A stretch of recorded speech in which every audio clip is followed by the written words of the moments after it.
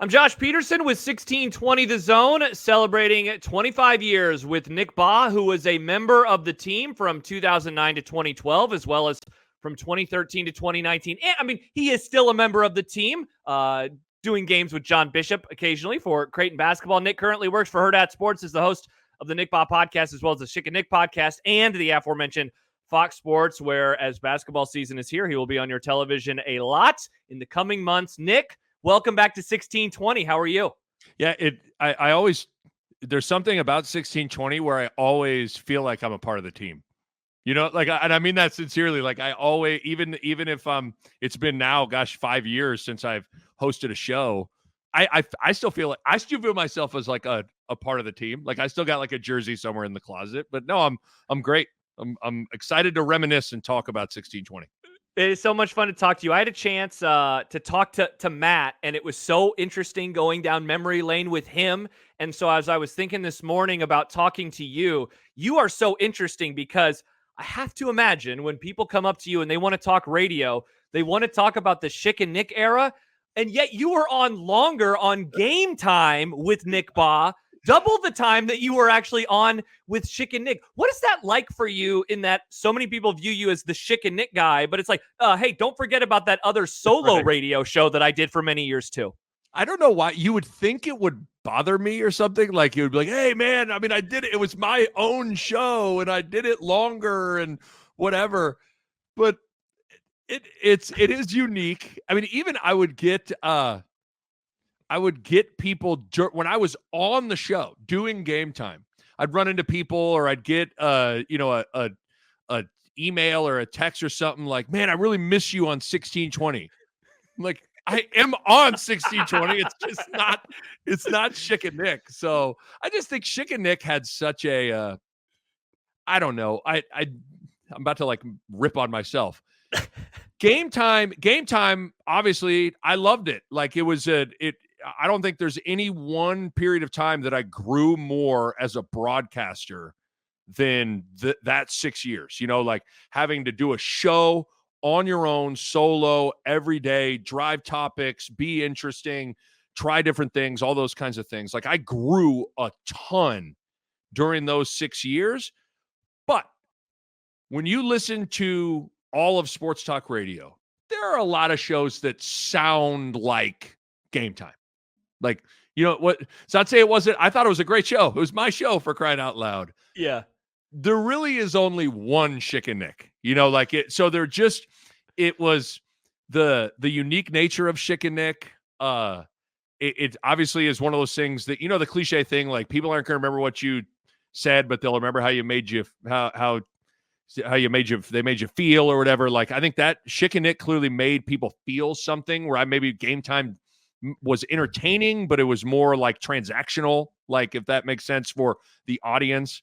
But yeah, it is. That's such a unique event to my time at 1620, where it's like, I'm known for these 3 years with this, and not as much for the 6 years doing Game Time. Yeah, it's so interesting. I began the conversation with Matt. I also had a chance to talk to Michael, and I began the same way with him. So I'll do this with you. First memory of 1620. What are the early 1620 memories for Nick Bahe in terms of first hearing the station? You were a guest on the station, so obviously you're going to have a different relationship than other people would. What were the early years before you were working here like for you in 1620 The Zone? Yeah, the first memories I have were being a regular guest on Unsportsmanlike Conduct when I was a red shirt. It was, I think it was called the Nick Bahe Blue Jay Report, and coming on each week and talking to Kevin and Michael. That's honestly where my relationship with Kevin really took hold, and Michael for that matter too. And that led to getting a fill-in opportunity for when Michael was out. I got to host a show with Kevin. And what was so interesting is, like, up until that, I never listened to sports talk radio. Like, I don't know how you were in college or whatever. I'm sure you did. Yeah. I didn't. I like, growing up, I didn't listen to sports talk radio. So I was really coming into the 1620 sports talk radio world with zero preconceived thought of how it's supposed to sound or what you're supposed to be like. And so I remember talking to the first show I guest hosted with Kevin. I brought up a story about a wasp nest on my deck of my apartment, and we talked for 25 minutes about like wasps. And I was like, wow, so like this could be sometimes, as you can like talk about that. And Kevin's like, oh yeah, this is what it could be. You can certainly welcome silly tangents like that. But no, the first maiden voyage was a guest on Unsportsmanlike Conduct, which then led to some opportunities being able to guest host on Sportsmanlike Conduct. And then when you did that, like that's when I then started to listen to Kevin and Michael a little bit more. I was like, I should probably listen to the show to get a sense of what this is supposed to sound like. But yeah, I was intrigued with it right away. I love sports. I love to talk sports. I certainly love to have fun and laugh and be goofy. And so it seemed like it kind of made sense. And with my big picture goal of wanting to be, college basketball TV, it felt like something that could, those two worlds could wed well, which they did. But yeah, it was fun. It was just the early days of Kevin and Michael, man. Those guys were the best. They were everything. In some ways they were. I mean, they're kind of the founding fathers of what 1620 is because of those two guys. 100%. I mean, how many people came along, yourself, myself, many others who were like, I want to do that because of them. That I feel like if anything, that might be their legacy. You said something in there that I wanted to ask you about, and that was the idea of using sports talk as a way to get to those ultimate goals. Kevin, he's told the story many times. He wanted to do play-by-play. He didn't have any real desire or want maybe to do the sports talk daily thing, but it helped him get to where he wanted to be. It sounds like that was something similar for you, and that you have these big picture goals and you're living those dreams out now, and that sports talk could help you along the way. What was that like? Yeah, it was. I don't think I ever had any grand goals or aspirations of where I could go in my sports talk radio career, if you will. Now, what's interesting, and this was in large part to a great man in Dave Tepper, who we both work for. Dave was able to help open the door a little bit for me with national Fox Sports Radio. So I got the last, call it year and a half at 1620. I was doing a weekend national Fox Sports radio show. So I was doing radio 6 days a week. And I do remember talking to Scott Shapiro, who's the president of Fox Sports Radio. And, he kind of acted like, hey, if you ever wanted more opportunities, this could maybe grow into something. And I that's just not how I necessarily viewed myself. And a road that I totally wanted to go down. At that point, the podcast world was starting to explode. And I was more interested in pursuing that within, like, coupling the TV world with that. But yeah, I didn't necessarily have any big major goal of trying to be the biggest sports talk radio. I got to get to Chicago. I got to get to LA. I got to get to New York and host a talk show there. But maybe some of that is like what I love the most is Nebraska football and Creighton basketball. And like that's my Dallas Cowboys, New York Giants, LA Lakers. Like I want to talk about them, more than anyone else. So like in some ways I was kind of already talking about the thing and covering the thing that I really wanted to cover. So as we kind of talk this out here, like maybe that was a part of also why I didn't have huge desires to want to go to a Kansas City, a Denver or whatever, because I want to talk Nebraska football. Like I like talking about what we cover at 1620. So I didn't really want to move on from that. But no, it was not certainly major aspirations or goals from a sports talk radio perspective. In some ways, it was like I'd made it. Like this is where I want to be. This is great. Let me ask you something, Nick, because you just hit on something that I hadn't really thought of with you, and that is you wanted to talk Husker football. You love Husker football. You want to talk Creighton basketball. You love Creighton basketball. When I first started listening to Schick and Nick, not knowing your background beyond he played at Kansas and he played at Creighton, I didn't realize that you were a Husker football fan, that you had grown up really loving them. And when you get into the business, it is at a time where I think radio has changed and media has changed where now I think letting your fan flag fly, I think is much more acceptable in 2024 than it would have been in 2009. Was that something that you were cognizant of? Again, as a listener, I didn't realize it until we developed a relationship that like, oh man, he still lives and dies with the program, maybe in a different way than he did as a kid, but he still cares about them. Was that something you focused on in the early days of Schick and Nick? Yeah, I suppose I think so.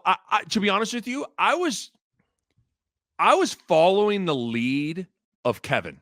Yeah. And following the lead of Michael and following the lead of Schick of like I said, I didn't listen to a lot of sports talk radio. I didn't necessarily know the do's and the don'ts and how to do it. I just came in and you always got to be your own person and be your own personality. But I certainly in that way tried to kind of mirror how they approached it. And you're right. It is much more acceptable now to totally, as you said, let your fan flag wave when you're doing the job. And it was really hard. And I think on some level, the Creighton basketball thing of it too makes it challenging just because even though there are J-skers, you know what it is. That's a very like layered, complicated thing of that you got to kind of a fine line you have to walk. But it was challenging. It was challenging for me to.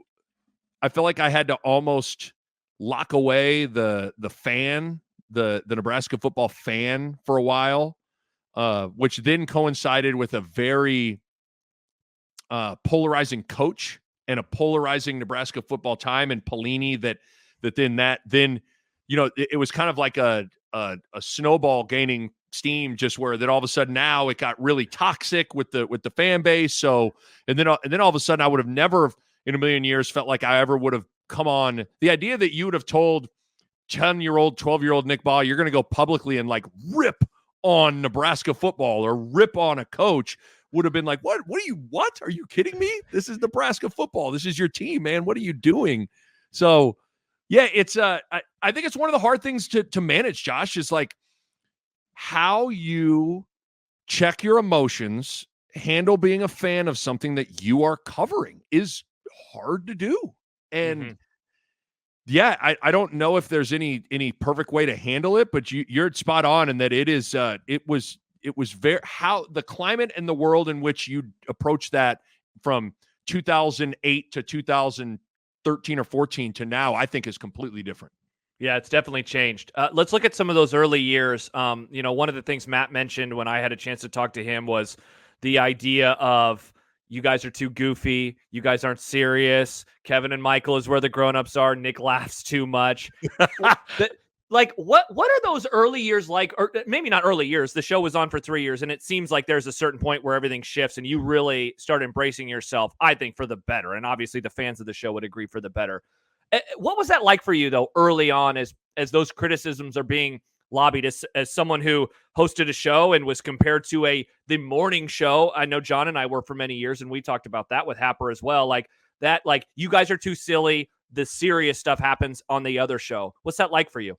Yeah, it was hard. I mean, it was challenging when you feel like you're having to muzzle yourself a little bit or be something that is not it's still you, but it's just a different kind of version of you.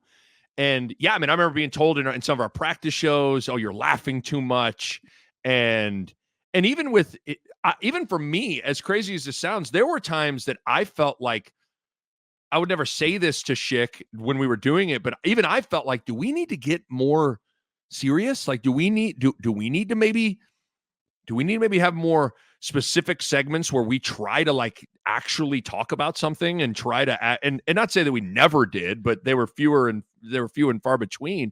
Oddly enough, I think Schick is way, he plays Mr. Straight, like that's what we kind of play off each other well, but like Schick wants to have fun, maybe even more than I want to have fun.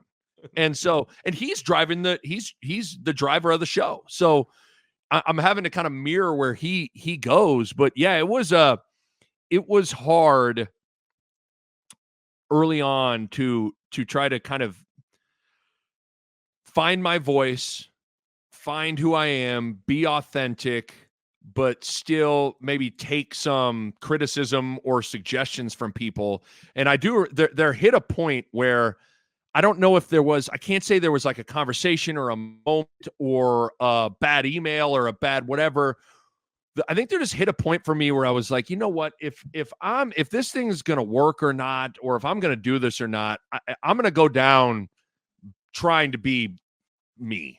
The one thing I don't want to have is like Schick and Nick comes to an end and it failed. And it was because I was trying to be the radio co-host. I'm using air quotes here, like be, the cookie cutter guy. So at some point I embraced that. And I think Schick gave me the confidence to do it. Like when you have someone that is encouraging you to let it rip, he has given you confidence in your personality. It really helps. His pairing with me, we are not alike. We are not really like, but yet somehow comedically our two styles really mesh well and play well off each other. And so I'd credit him for giving me the confidence to kind of let it rip. But it's hard. I mean, it's hard for anybody. Like you said, it was hard for you probably to totally like, all right, I'm going to be Josh Peterson. I'm not going to be Michael Severe. I'm not going to be Kevin Kugler. Like, I'm Josh Peterson. I'm my own person. This is me. This is my personality, for better or worse. This is how it's going to be. As easy as that is to say, like, man, just go be yourself. It's a little harder than you think to turn on the mic and totally let that thing totally rip. Is there a moment then when you feel like the show where you leave maybe a day or a week and you're like, we got something going on? Like, I remember really getting into the show probably right after Nebraska announced they were going to the Big Ten in the summer of 2010. And I'm listening, and that was like when the Nebraska drop came, and so like I felt like I got into it at this perfect time where you guys had really found your footing. It seems like the answer would be somewhere around there, but I wonder if you'd disagree. Yeah, I know. I think it took. Now we had we had kind of what you would call kind of classic Schick and Nick moments with parody songs and different things in that first year of 2009. But I don't think the show fully settled into itself. And this is also a credit to Neil Nelkin on he would always say, like, it takes a year for a show to completely find itself. And so we were patient with that. But yeah, I would say in that the summer of 2010 into that season, we totally found our groove. And I think it was I think our best shows were honestly summer shows. Yes. Because what our show did best, Schick and Nick being, was the topic of the show is the show. And that only really, you have a clear runway for that in late June and all of July, because that's a dead period of sports. So you could really, whether it's the Schnickies that we did or just, like we could totally just let loose because there wasn't anything pressing to have to talk about during that time. But yeah, I think you're exactly right. If you would go back and listen to like the first 6 to 8 months of the show, I think you'd be like, man, this is a dramatically different version of what this show ended up becoming. But somewhere along the lines in the summer, I think of 2010, which would have been, our show started August 17th, 2009. So almost a full year, the show found its groove. And then I felt like it really felt like something special from summer of 2010 to when in the summer of 2012. It felt like every day was just really, really, really fun. And you knew at any moment some sort of huge moment could happen that was going to be like, okay, for sure the next 2 hours is about this. And it could be the next like 2 months is going to be solely about this moment. How important were the characters in the local sports scene for the success of the show? I mean, Bo Pelini, like Matt mentioned, it would have been interesting to do the show during the Riley era because he wasn't full of the like drops and the things that we needed. Which then of course you covered him on Yep. Game Time, so like you got to cover him. But for the Schick and Nick era, having a bow, the weird Dana Altman pig suey, like all of that stuff, like Nebraska leaves for the Big Ten, so like a big serious story, but then a lot of the goofy local stuff as well. It was like really good timing. It's a great timing. I mean, Bo Pelini was the perfect coach for the Schick and Nick show. He's very droppable, if that makes sense. Like, just you listen to a press conference, you can clip out like 10 things that are incredible drops, and then just playing off of his persona of just being kind of that guy that at any moment can totally erupt in anger is something that is, it's fun. It's funny then to slow him down and make him sound drunk in a press conference. It's just that's a funny idea, a funny sounding thing. It's funny then the whole the robot that would come in and ask him about the black shirts, and he would shoot, just having him shoot people in the press conference. That's where Schick was special, where like his ability to create a pre-produced, planned, humorous bit is unique, where I was just like a reactor, like I'm not very good. If I have to sit here and plan something, that's not my strength. I'm better just like, let's go, I'll react to it. I'll be able to kind of feel my way through it. But he was able to take Bo and create like worlds with Bo and scenarios with Bo that were hilarious. Certainly Coach Altman, my relationship with him, my ability to do an impression of him was good. Even Doc Sadler, like Doc was Doc on the rocks. Even he's got he got that Southern drawl. Like he's droppable. Like all the local Dirk, Sam McEwen, all these people Carl, like Carl Pelini, like all these people were perfect characters in this little Schick and Nick world we created. They definitely were. I want to ask you about the summer of 2012. I was doing the math. I was like, wait a second. He was in his 20s. Nick was in his 20s when the summer of 2012 is unfolding. I've talked about it with both Matt and with Michael. That's my first summer working for the radio station, and so I'm like, oh my gosh, talk about getting tossed in on the deep end. When you think back to that summer and everything that unfolded, and obviously everything that it led to, you ended up leaving the station for a year. Yeah. You worked at the Ticket in Lincoln with Jake Bogus. What comes to mind for you for that summer as, like, again, this thing that we talk about, like it lasted for 15 years, comes to an end after only 3? It was really, really, really hard, really emotional. It was really confusing because there are times you feel like you're doing a show, and we all have shows where like, you're like, is this thing on? Is anyone listening to this? Like, and then there are times you can feel the audience and you can feel it resonating. And then, anecdotally, when you go out and do a remote, or for us, like we would have the Schick and Nick Bowling League, see the hold and the place the show had in a large amount of people's hearts. And so when you couple that with then the show ending, was very confusing, I mean, because so people that don't know, like our GM at the time, my contract was up. I go in there, we're re-upping the contract, and we come to terms, and I say, okay, lock Schick in. But I'm paraphrasing here, like lock Schick in, and we're good to go. And I remember the GM at the time said, well, no, this is a contract with you. You can't control that. And that was the first time it was like, what? Like, we're Schick and Nick. It's not, this should be, my name is Schick and Nick. It's not even Nick Bahe right now, like that we're a team, like, what do you mean? And that's when the whole idea of it was going to be Nick Bahe and Jason Peter.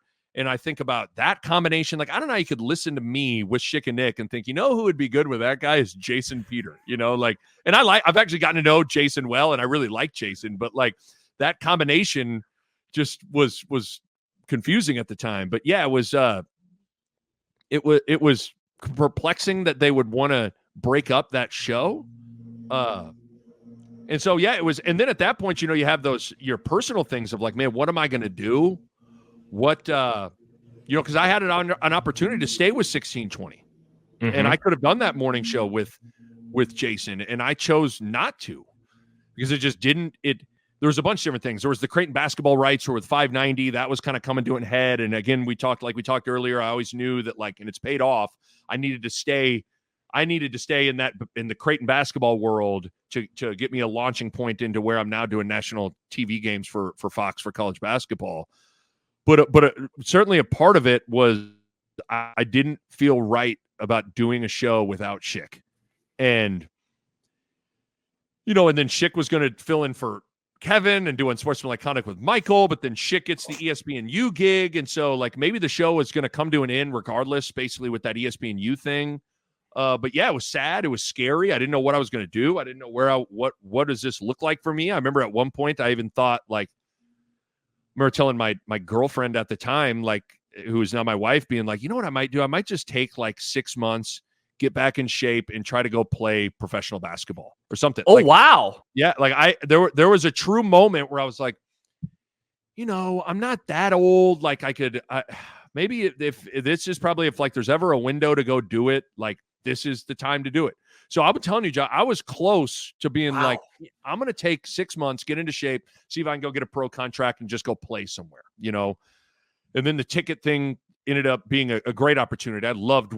John Gaskins is a great guy, and Jake Bogus is a great guy, and that's where I met Jake Sorensen. You know him. I mean, Jake's a great guy. The ticket was a great spot for me in the interim before I ended up coming back. But yeah, it was sad. It was scary. It was confusing. It was one of the saddest moments professionally when when the Schick and Nick show came to an end, just because it was just fun. It was so much fun. Schick and I had fun. People listening enjoyed it. Like, it just was sad to see something like that come to an end. Yeah, it really was. Did you know then? So you're at the ticket for a year. You do an afternoon show, right? With Jake Bogus. You guys were on in the afternoon. Correct. Did you know that you were going to come back? Like, I don't know if I've ever actually asked you about the process that brought you back to the Zone, because I remember when it suddenly was on our radar and it seemed like it was going to happen. But what was the process that led you actually rejoining the station? Well, I will say this. One of the smartest things I ever did was, and I'm a big believer in this, is don't burn bridges. Yeah. Yeah. Because the GM that broke up the Schick and Nick show was the GM that hired me to do Game Time, and Andy Ruback. We act like we can't say his name. It's Andy. And Andy ended up being instrumental for me. Andy ended up giving me a great opportunity to host a show. So I had stayed in contact with Andy, and I ended it well, right? Like I respectfully turned down the offer to do the morning show. It was in large part because of the Creighton basketball rights, but that was kind of my big thing with how I packaged it to him. And then when I heard that there was a chance Creighton basketball was going to come to 1620, then it really kind of amplified being like, I need to get back on the Zone. And there were always, you remember, there were always kind of like rumblings of like, man, is there ever going to be a time where 1620 goes local all day? Yep. And when I knew that was at some point on the table. And so I remember it was at the Paradise Cafe there in Regency. I don't even know if it's still there. It's just like a little fake Panera type place. And I met with Andy a couple of times and pushed him hard on doing a show and that spot. And he finally went for it. I think it really helped that 1620 was going to get the Creighton basketball rights. And so, yeah, when he offered it to me and I realized it was going to be a solo show, Josh, to say I was scared to death.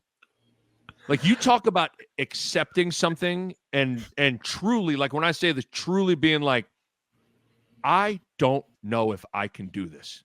I really don't know. I've never been the lead host. I've always been kind of the goofy guy. And now I have to be a solo guy. And that's why I'm so appreciative of Andy now, of giving me that opportunity, because it was, it's cliche, like true growth comes from getting out of your comfort zone, but it does. Like, having to do it by myself, like, I will say this, I worked hard on Yes, you did. Like, I worked really, really, really hard. And that's where I studied Colin Cowherd and I studied all the solo, and I was like, hey, this is how they do it. And I really, really like, I gave that show everything I had because I'm telling you right now, doing a show by yourself, I don't know how you don't, like, if you don't give it everything, you're naked out there alone, like you are going to embarrass yourself. And so, yeah, accepting the offer from Andy was like a no-brainer, but at the same time, what the hell are you doing? You are going to host a solo show. And I'll be honest, and I bet the people you talk to, maybe even you, and I'm not offended if you think it now. I bet a part of you was like, Nick Bahe's going to do it. Nick's going to do a solo show. What? Nick, you know what I was thinking as you're answering that is, so the criticism of Schick and Nick is these guys are too goofy. And I remember myself in the early days of Game Time thinking, Nick's not as funny as he was anymore. Oh, no question. Nick's too serious. And so I imagine you probably felt that way too, of, man, I got to figure out a way to, when you don't have that person to play off of, like you did with Matt, like you can do it with your producer, and you had a couple of different producers in your time. And so I know that those relationships were formed. But when you don't have that, and you're like what Colin Cowherd does when he's just doing solo, I don't know how you do it. Like I would need somebody on the other side of the table at least to laugh at my jokes, if anything else. Yeah, it was. No, you're right though. Like that's how people. That also creates like the disconnect between Game Time and Schick and Nick. And it's not to say, and you know me well enough, Josh. You and I have had heartfelt conversations where I'm not just like screaming all the time. Like I have real thoughts and have deep conversations. I have real opinions and real thoughts. So like, I mean, I have a lot of different sides to me. But I think that it plays into it's like the Nick Bahe that was on Schick and Nick compared to the Nick Bahe that did Game Time. They're the same people, but to the audience are dramatically different people. And I think that was hard. Like because every day I was always like, God, it's so serious. How can I interject more humor? How can I? And that's where I tried to play off a guess, whether it was Johnny Ottawa, Schick would still come on every week. Kevin would come on. Like those were the moments I tried to like, have fun. I also one of my favorite things that we ended up doing was the crossover. Yes. Like that. I feel like that allowed me to have like fun with you guys and show some personality. But yeah, it's hard being funny and being goofy by yourself is hard.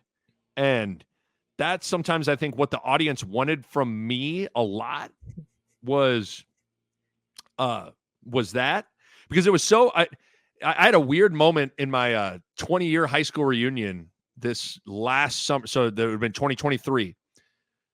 A spouse of somebody that went to Lincoln Southeast is a guy comes over to me and talks to me and shakes my hand.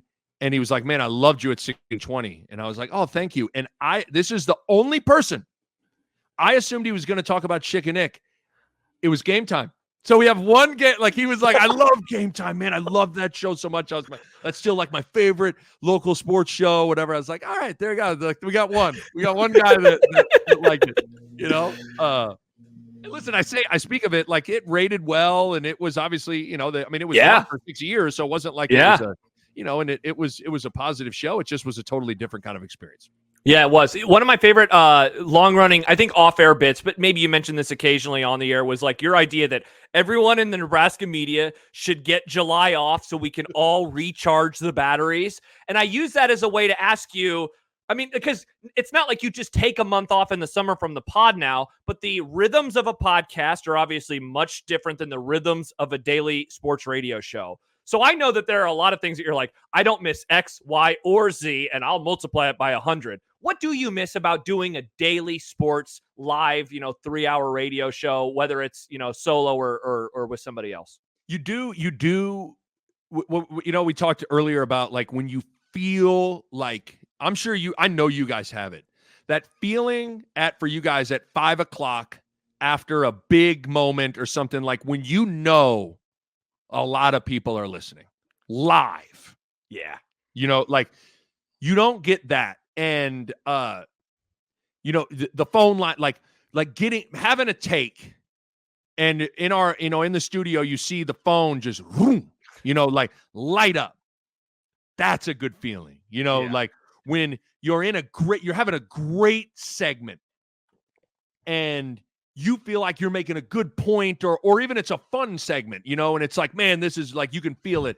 And the email is just like bing, bing, bing, so there still is no substitute for the live element of it that provides an experience for a host that is really, really cool. So I do really miss that. I do miss I miss and don't miss the challenge of it.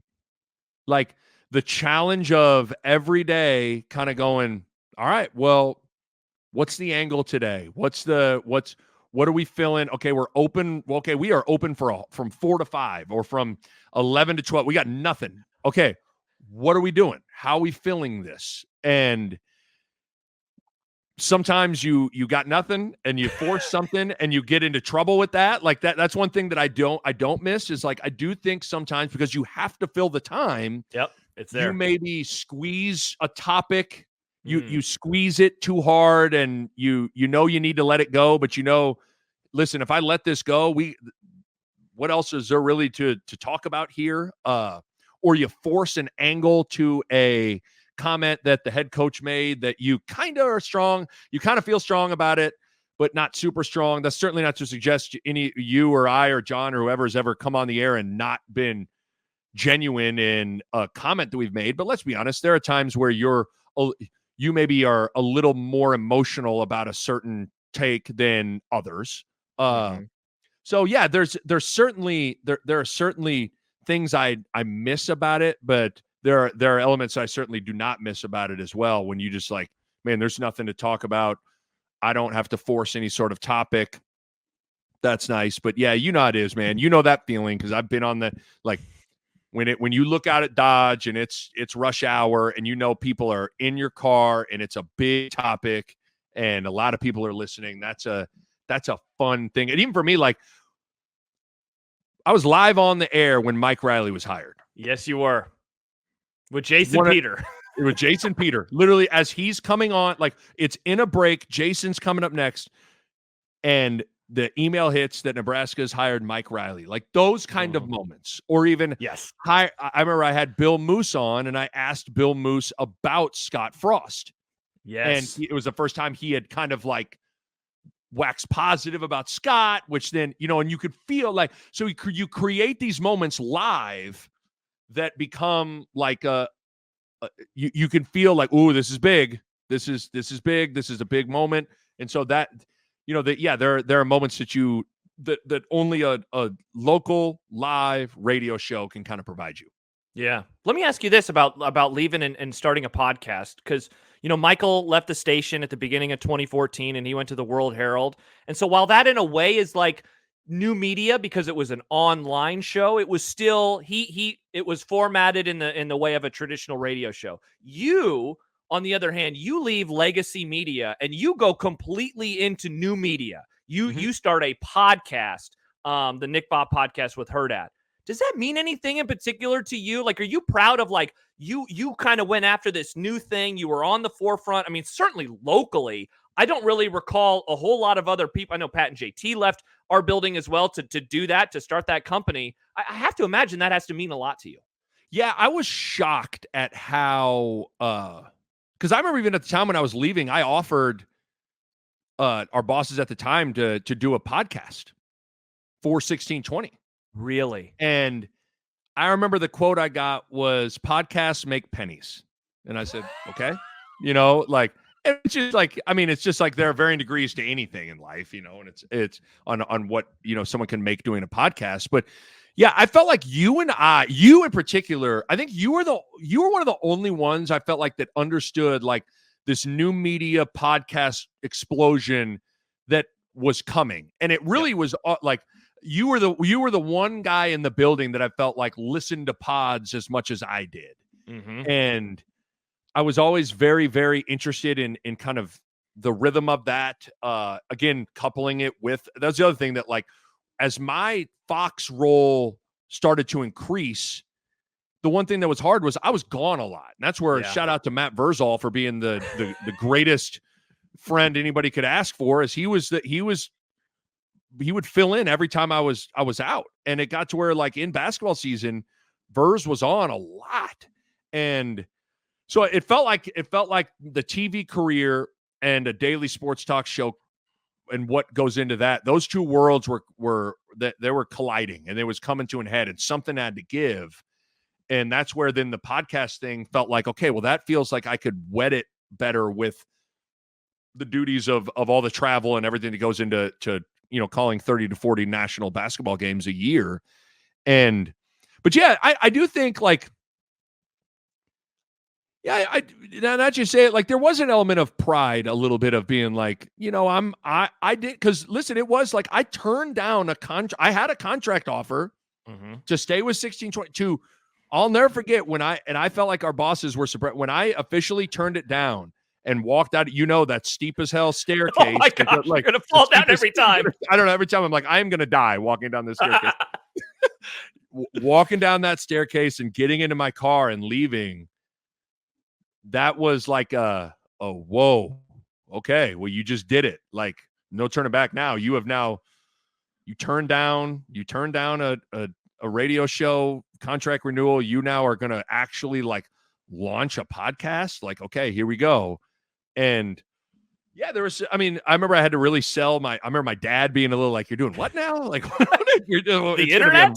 What channel is it on? I'm like, no, it's not really a channel, and but yeah, it was pretty new. Now you see more of them, obviously. Yep. There's it's you have one with I was gonna say, and every radio person has a podcast now too.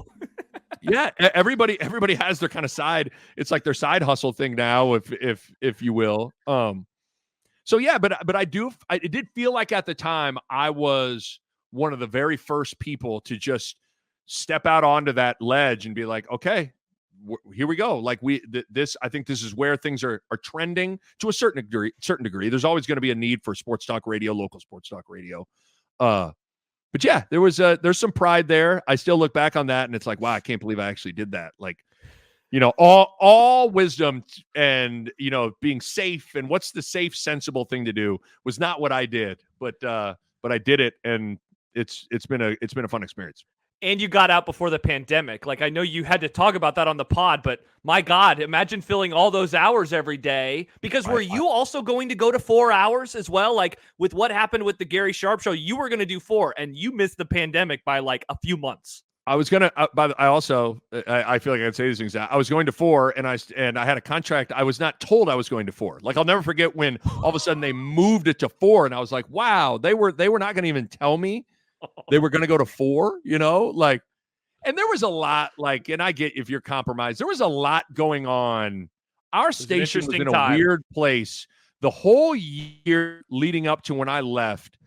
If people only knew the half of what things were really like behind the scenes with managerial changes and different things, like, it just was a revolving door where we really, like, I felt like it made me and you closer, you and John closer, because we felt like it was like we got each other, and like we have to be our support system. And so, yeah, it was 1620 also was starting to change a little bit as well. But no, I did miss the pandemic. Wow. I mean, it sucks. I don't know. I felt for you guys during that period of time. That had to be. Hey, are sports coming back? Nope, still not. What do we want to talk about today?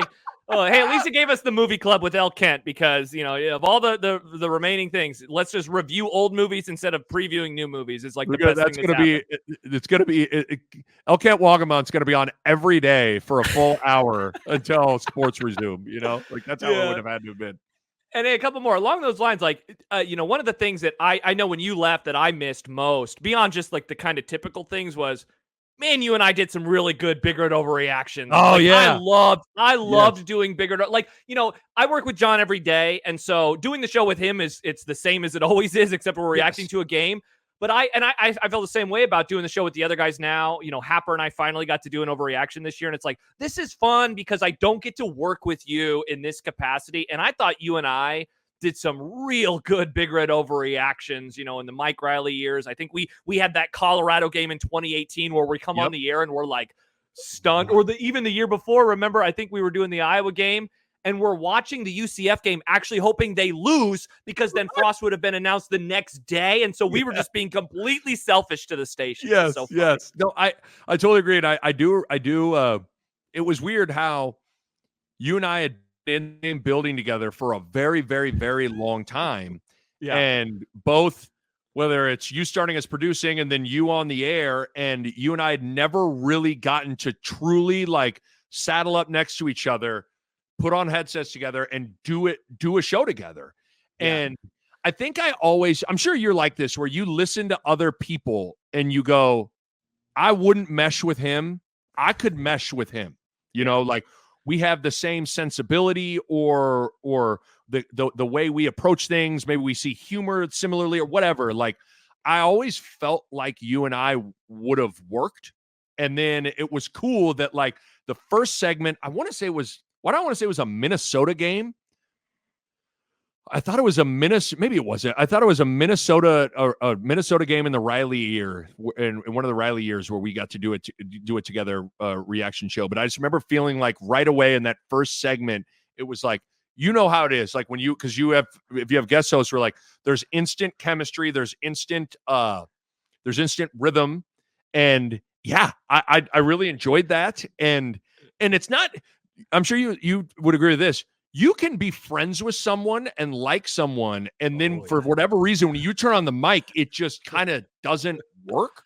Yep. But for you, I knew we always got along. But then when we did those overreaction shows together, I was like, wow, this is easy. It felt really easy and felt enjoyable because I'm sure you listen to me, I listen to you, and so we knew our perspectives on things. And you kind of be like, I would love to be able to talk to Josh about this or that, and then you finally get an opportunity to do it.